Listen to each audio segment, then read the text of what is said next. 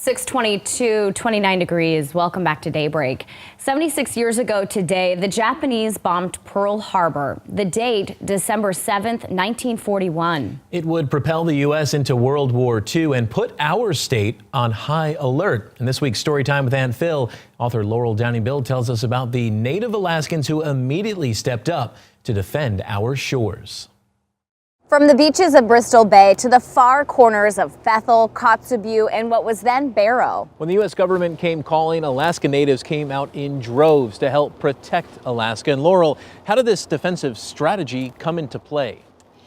Well, U.S. Army Major Marvin Marston conceived the idea when he came to St. Lawrence on a morale-boosting trip with a comedian by the name of Joe E. Brown.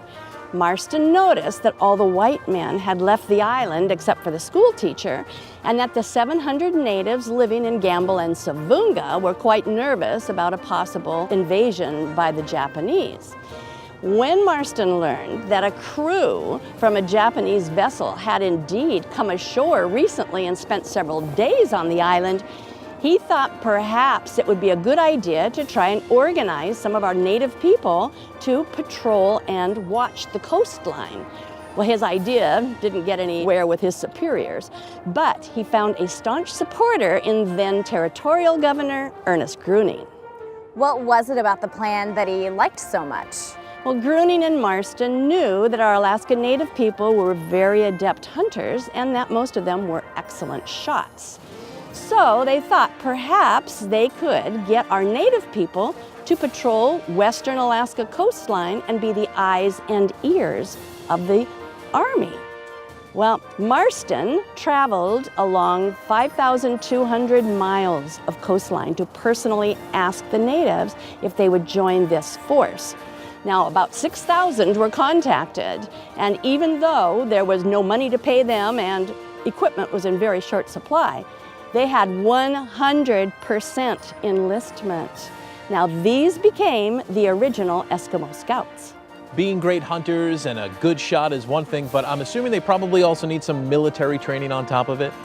Yes, they did receive military reconnaissance training along the Bering Sea and then began patrolling the coastline, keeping a sharp eye out for any intruders in a war that eventually would reach Alaska via the Aleutian Islands.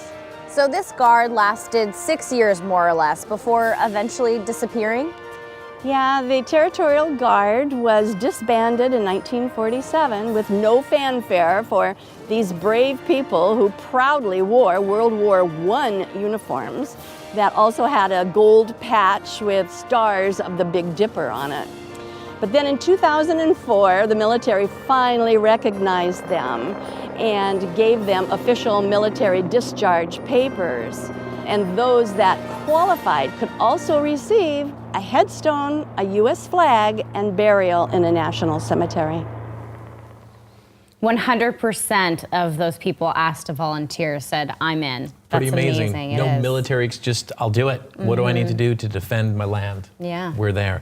Next week in Storytime with Aunt Phil, the history of sled dogs from the early days of native settlements to the gold rush booms, how dog teams played an integral part in early transportation. That should be a fun one. Mm-hmm.